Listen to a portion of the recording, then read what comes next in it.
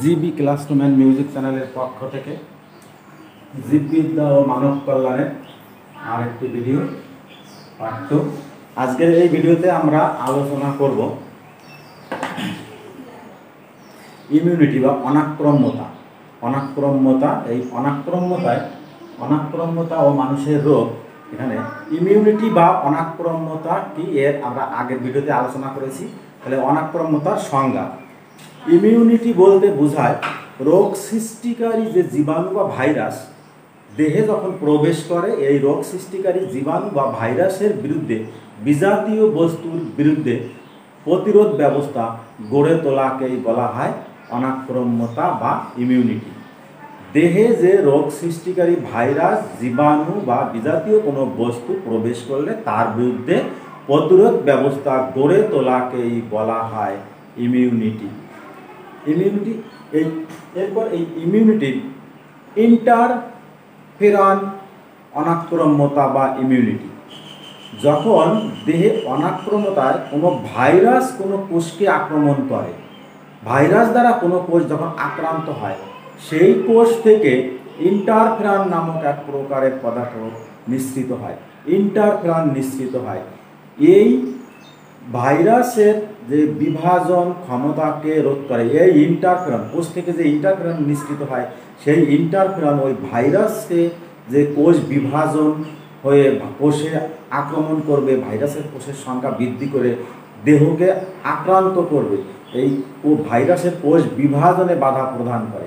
এই ধরনের অনাক্রম্যতাকে বলা হয় ইন্টারফেরন অনাক্রম্যতা। তার মানে দেহের কোষ যখন কোনো ভাইরাস দ্বারা আক্রান্ত হচ্ছে, সেই কোষ থেকে ইন্টারফেরন নিঃসৃত হচ্ছে, সেই ইন্টারফেরন ওই ভাইরাসকে দেহের মধ্যে ছড়িয়ে পড়া বা ভাইরাসের সংখ্যা বৃদ্ধি করাকে বাধা দিচ্ছে। এর ফলে অনাক্রম্যতা সৃষ্টি করছে দেহে। এই ধরনের অনাক্রম্যতাকে বলা হয় ইন্টারফেরন অনাক্রম্যতা। এরপরে আমরা দেখব অ্যান্টিজেন।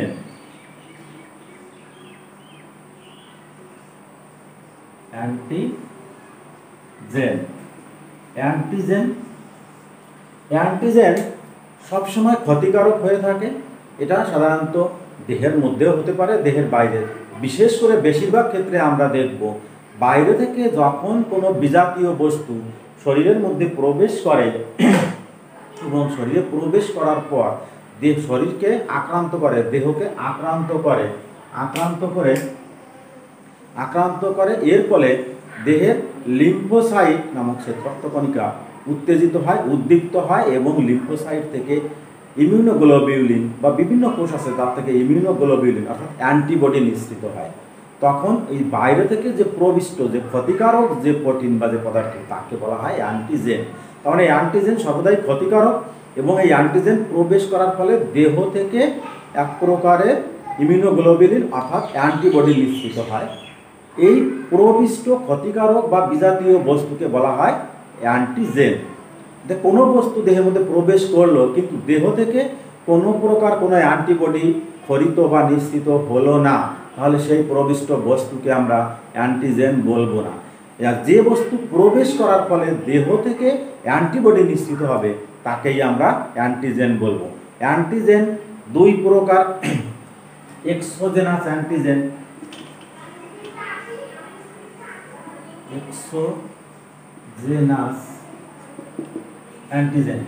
এক্সোজেনাস অ্যান্টিজেন এটা সাধারণত বাইরে থেকে যে সমস্ত অ্যান্টিজেন দেহের মধ্যে প্রবেশ করে তাদেরকে বলা হয় এক্সোজেনাস, অর্থাৎ বাইরে থেকে শরীরে প্রবেশ করছে।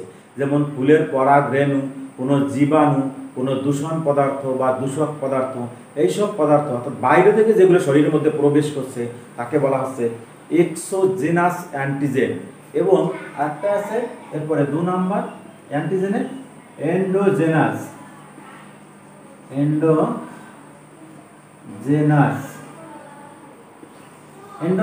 অ্যান্টিজেন। এই অ্যান্টিজেন সাধারণত দেহের মধ্যে বা শরীরের মধ্যেই তৈরি হয়। এই ধরনের অ্যান্টিজেনকে বা দেহের ভিতরের যে অ্যান্টিজেন তাকে বলা হয় এন্ডোজেনাস অ্যান্টিজেন। যেমন ইঁদুর, বিড়াল, ভেড়া, ঘোড়া, এই সমস্ত যে প্রাণীগুলো আছে, এদের লোহিত রক্ত কণিকায় অবস্থিত হর্সম্যান নামক অ্যান্টিজেন, হর্সম্যান নামক অ্যান্টিজেন।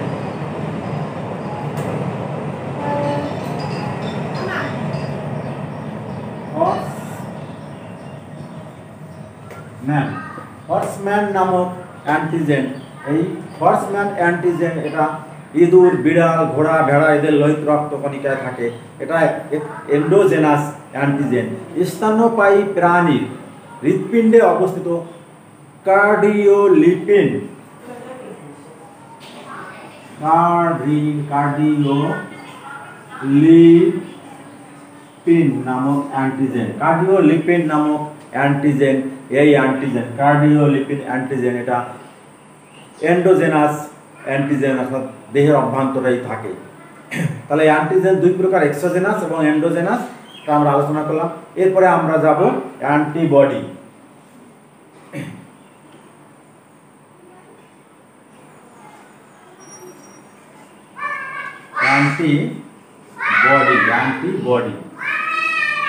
অ্যান্টিবডিতে আমরা অ্যান্টিবডি সাধারণত দেহে যখন কোনো অ্যান্টিজেন প্রবেশ করে, সেই অ্যান্টিজেন যখন দেহকে আক্রান্ত করে তখন দেহের বিভিন্ন কোষ সাড়া দেয়, উদ্দীপ্ত হয় এবং ওই অ্যান্টিজেনকে ধ্বংস করার জন্য এক প্রকারের ইমিউনোগ্লোবিউলিন প্রোটিন নিঃসৃত হয়, যা ওই অ্যান্টিজেনকে ধ্বংস করে। এই যে দেহ কোষগুলো সাড়া দিয়ে যে প্রোটিন নিঃসৃত করছে, যা ওই অ্যান্টিজেনকে ধ্বংস করতে সাহায্য করছে, সেই প্রোটিনকে বলা হচ্ছে অ্যান্টিবডি। তার মানে দেহকোষ সাড়া দিয়ে অ্যান্টিজেনকে ধ্বংস করার জন্য যে প্রোটিন নিঃসৃত হচ্ছে তাকে বলা হয় অ্যান্টিবডি। এই সমস্ত অ্যান্টিবডি সাধারণত বেশিরভাগ বা সব অ্যান্টিবডি গ্লোবিউলিন প্রোটিন দ্বারা গঠিত। গ্লোবিউলিন এদের আণবিক ওজন 1,50,000 থেকে 9 লক্ষ পর্যন্ত হয়ে থাকে এবং আমাদের যে প্লাজমা, রক্তের যে প্লাজমা, এই প্লাজমা প্রোটিনের প্রায় 20% প্রোটিন এই ইমিউনোগ্লোবিউলিন নামক প্রোটিন, অর্থাৎ অ্যান্টিবডি। এবার অ্যান্টিবডির প্রকারভেদ।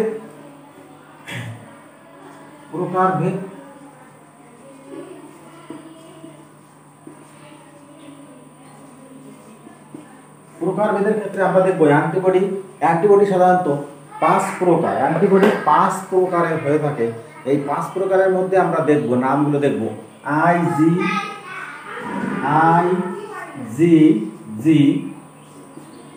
IgM,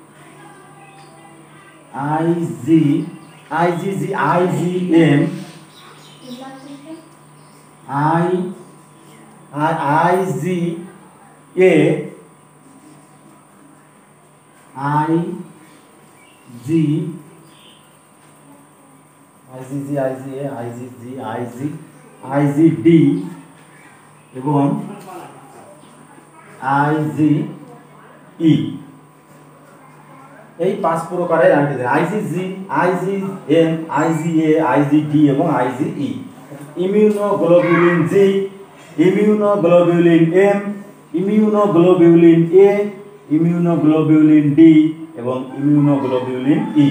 এই 5 প্রকারের অ্যান্টিজেন হয়ে থাকে। আমরা এর পরবর্তী ভিডিওতে এই 5 প্রকারের অ্যান্টিজেন ডিটেলস, এদের কাজ, এদের ক্ষরণ পদ্ধতি, কোথা থেকে খরিত হয়, কি কাজ করে, পরবর্তী ভিডিওতে আলোচনা করব। এই ভিডিওটা বড় হয়ে যাবে, তাই আমরা আগেই বলেছিলাম ছোট পার্ট করে শিখব এবং আলোচনা করব, যাতে আমাদেরকে বুঝতে এবং শিখতে সুবিধা হয়। আজকের ভিডিও আমাদের এই পর্যন্ত। যদি কোনো সমস্যা থাকে অবশ্যই বলবে, আমি সমস্যার সমাধান করব এবং পরের ভিডিওতে আমরা এই 5 প্রকারের অ্যান্টিবডি সম্পর্কে ডিটেলস আলোচনা করব।